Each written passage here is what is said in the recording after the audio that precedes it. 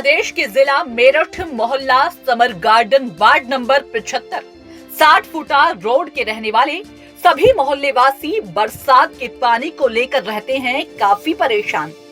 हम आपको बताते हैं कि मेरठ के समर गार्डन मोहल्ले में 60 फुट रोड पर आने जाने वाले लोग होते हैं काफी परेशान, क्योंकि वहां पर केवल ईंटों का खड़ंजा लगा हुआ है और जो साइडों में नाली होती है उनसे पानी की निकासी ठीक से नहीं हो पा रही है।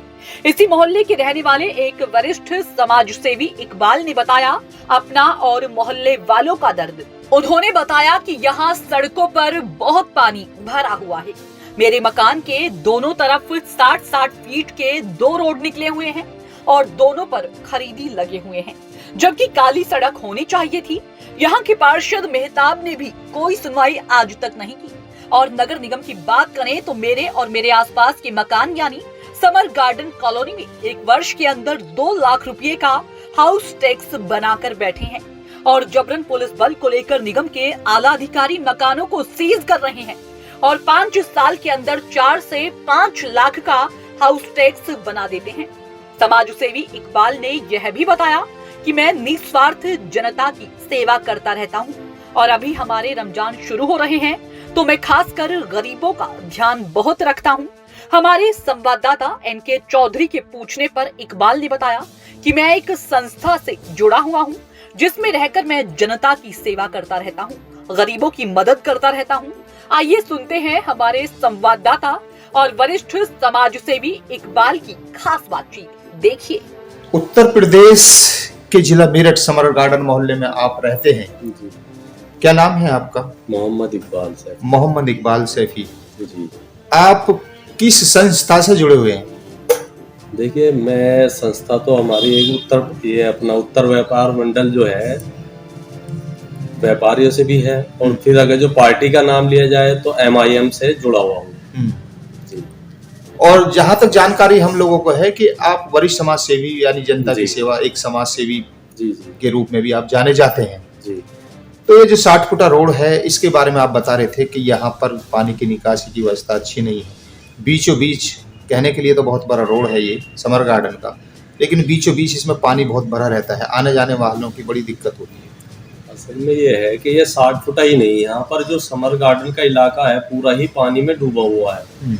इसमें कोई भी गली आप कहीं भी रास्ते में जाकर देख सकते हैं, पर यह है कि मेन रोड से ही निकाल है इसी 60 फुटे से ही, और इसी 60 फुटे पे भी पानी भरा रहता है कि मतलब कम से कम एक रोड यही है जो मेन यहाँ के पूरे बड़े इलाके को एक यही टच होता है, पर इस पे भी इतना पानी भरा होता है कि इसमें भी आदमी निकल नहीं सकता।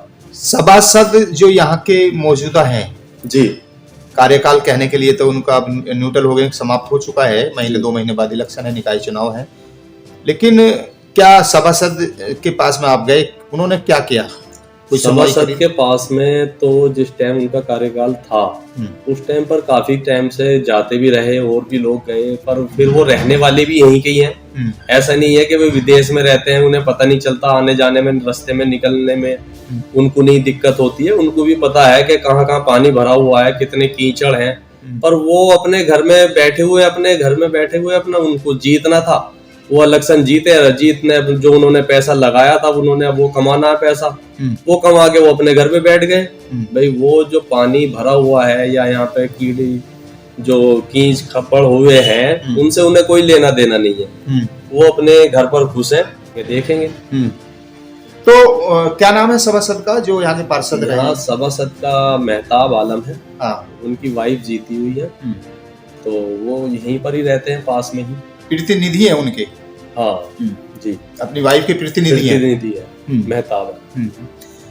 अब जैसे कि वो काम नहीं कर पा रहे हैं, क्या कोई सूचना आपने, जैसे कि आप नगर निगम के अंडर में ये आता है जी, पानी की निकासी के लिए, जैसे यहाँ के मोहल्ले वासी परेशान है, क्या मिले नगर निगम में अधिकार, नगर आयुक्त से मिले? कम से कम भी आपको मैं बता दूं, यहाँ से 7 साल पहले से लेकर अभी तक ये कम से कम भी नहीं तो 50 बार तो ऐसा जो नगर निगम को शिकायतें दी गई हैं इस जगह की, नगर निगम पर गए भी हैं, और उसके लिए यहाँ पर ये काम हुआ कि थोड़ा बहुत खड़ंजा से बना दिया गया, जिसे खड़ंजा ईंटें बोल देते हैं, बजाय सड़कें लगाने के खड़ंजा बनाकर दिखा दिया गया, वो भी थोड़ा 20 फुट चौड़ा, जबकि 60 फुट का एरिया है, उसको भी 20 फुट पे ईंटें लगाकर उन्होंने बस सिर्फ काम निपटाने वाला काम करा। उसके बाद भी अभी आप देखोगे वो ईंटें कहीं पड़ी हुई हैं और नाली वैसी बंद पड़ी हुई है, कोई मतलब काम ऐसा नहीं है। फिर सफाई वाले कोई आके राजी नहीं है।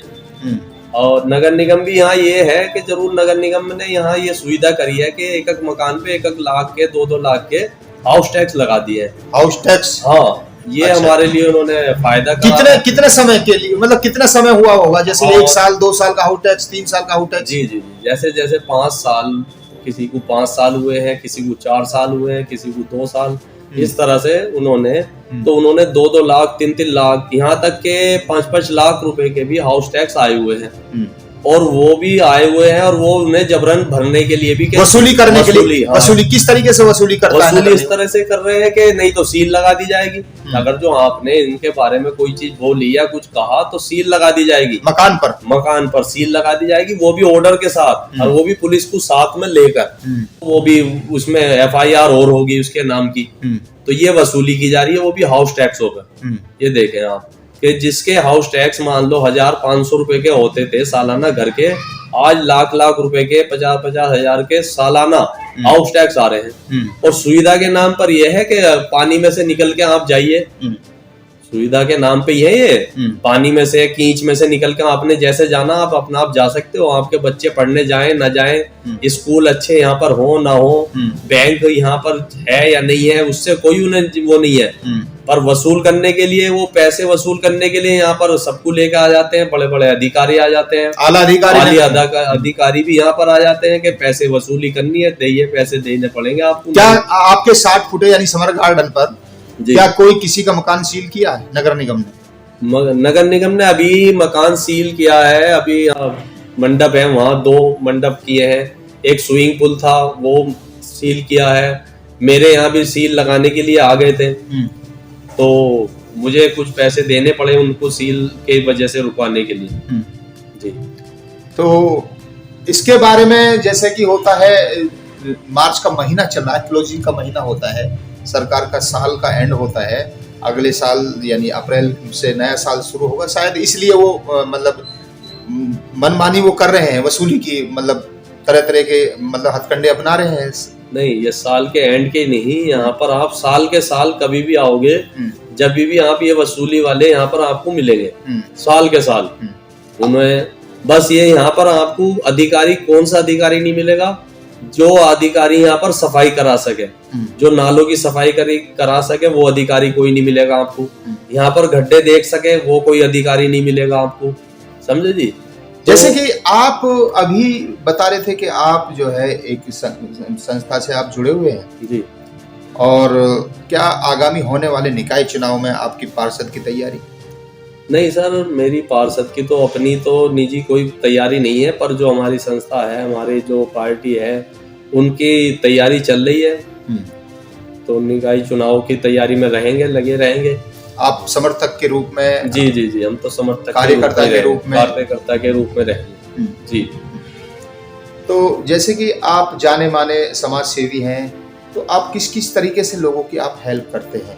जैसे कि अभी आपने नगर निगम के बारे में आपने बताया, क्या आपको डर नहीं लगता नगर निगम के, जैसे कि ये वीडियो या ये चाहे कि आला अधिकारी तक पहुंचे कि आपके खिलाफ कोई एक्शन लें, जैसे कि आप नहीं बता रहे हैं? सर, एक्शन लेने की अगर जो मैं कोई चीज अनलीगल आपको या कोई गलत मैं कह रहा हूं, तो मेरे पर भी FIR भी होनी चाहिए। अगर जो यहाँ पर आपको लगे कि यहाँ सड़क बनी हुई है और मैं खड़ंजा बता रहा हूँ, आपको लगे यहाँ पर जो नाले बिल्कुल साफ सफाई हुई हुई है और मैं कह रहा हूँ कि नहीं सफाई नहीं हुई हुई है, गड्ढे बता रहा हूँ कि यहाँ पर कोई गड्ढे नहीं है, तो आप यहाँ पर आके देखें गड्ढे हैं या नहीं है। अगर जो मैं कोई चीज नगर निगम के खिलाफ कह रहा हूँ और हाउस टैक्स के लिए कह रहा हूँ कि हाउस टैक्स यहाँ पर 5-5 लाख के 3-3 लाख के लगे हुए हैं, वो नहीं लगे हुए हैं और 1-1 हजार रुपए की यहाँ पे सालाना आ रहे हैं, और मैं झूठ बोल रहा हूँ, तो मेरे पर FIR करो, कोई ऐसी बात नहीं है। तो जो चीज अगर जो है तो उसे तो स्वीकार करना पड़ेगा, सरकार के सामने रखनी पड़ेगी, बातें तो देनी पड़ेगी। भाई आला अधिकारियों को वहां पर बैठे हुए क्या पता है? देखिए इकबाल साहब, आप एक जाने माने वरिष्ठ समाज सेवी हैं 60 फुटे रोड पर, लोगों की आए दिन आप हेल्प करते रहते हैं और लोगों से सूत्रों से जानकारी हमें मिलती रहती है कभी कभी कि आप समाज सेवी के रूप में जाने जाते हैं, पहचाने जाते हैं, और आप लोगों की हेल्प भी करते रहते, चाहे जी। वो पुलिस का काम हो, शासन प्रशासन का काम हो, तो हेल्प ही आप करते हैं। जी सर। इसके अलावा जैसे कि गरीब लोग, आपका अपना बिजनेस है, A1 के नाम से आपका एक ये कारोबार है, जी। यानी इसका फर्नीचर का काम है, जैसे जी, कि जी। शादियों के जी मौके पर ये सामान दिया जाता है। जी। तो गरीब लोगों के लिए इसमें आप क्या हेल्प करते हैं इसमें अपने बिजनेस को लेकर? बिजनेस के पर्पज से ये होता है कि कोई गरीब बच्ची की शादी होनी है और कोई फर्नीचर अगर जो ज्यादा महंगा बैठा हुआ है तो उसमें जितना भी हमारे से होता है उसे कम से कम करके, ताकि उसके बच्चे के जो सामान है जा सके। और कुछ लोग पैसे इकट्ठा कर कर उसको, जिसकी गरीब की शादी होनी है, उसमें दे देते हैं। तो इस तरह से मदद जितनी हमारे से होती है हम उतनी करते रहते हैं मदद। जी। हमारे चैनल द्वारा कोई और संदेश देना चाहेंगे, जैसे कि आप समाज सेवी के रूप में काम करते हैं, जैसे कि अभी रमजान शुरू हो रहे हैं जी, मुस्लिम समुदाय का रमजान शुरू हो, तो इसमें क्या लोगों के, गरीब लोगों के लिए क्या आप हेल्प करते हैं? देखो गरीब लोगों के लिए ये है, इस टाइम जिनके घर में रात को खाना नहीं है, शहरी के लिए खाना नहीं है, तो हमारे से जितनी ज्यादा से ज्यादा कोशिश हो सके, पहली बात तो यह है कि हमें अपने आप खुद को मुझे करना होगा। औरों के लिए तो है, जो और कर सकेंगे, जितना भी कर सकेंगे वो उतना करें। सबसे पहले हमने ये देखना होगा कि जो रोजे रख रहे हैं वो खाली पानी पीकर ही रोजे ना रखें, वो पेट भर के रात को अपना सहरी खा के फिर रोजे रख लें, तो बेहतर रहेगा। कोई हमारे आस पड़ोस में इस तरह के रोजे रख रहे हैं तो उनके लिए मदद करी जाए, उनकी देखभाल करी जाए, उनके बच्चों के लिए जो कपड़े हो सके उनके लिए कपड़े की तैयारी करी जाए, तो ये कर सकते। तो आप हमारे चैनल द्वारा कोई और संदेश देना चाहते हैं जनता को? जनता को संदेश अब किस बारे में बता सकते, मतलब कुछ भी रमजान को लेकर या आज की राजनीति को लेकर कोई और कुछ कहना चाहते हो? राजनीति को लेकर ही कह सकता हूँ मैं तो इस टाइम ये कह सकता हूँ कि आप थोड़ा ध्यान से, अब जो आने वाले चुनाव हैं उन चुनावों में ये देखें कि कौन हमारे काम करा सकता है, कौन हमारे रोड बनवा सकता है, नहीं बनवा सकता, अच्छी तरह से पढ़ा लिखा है या नहीं है।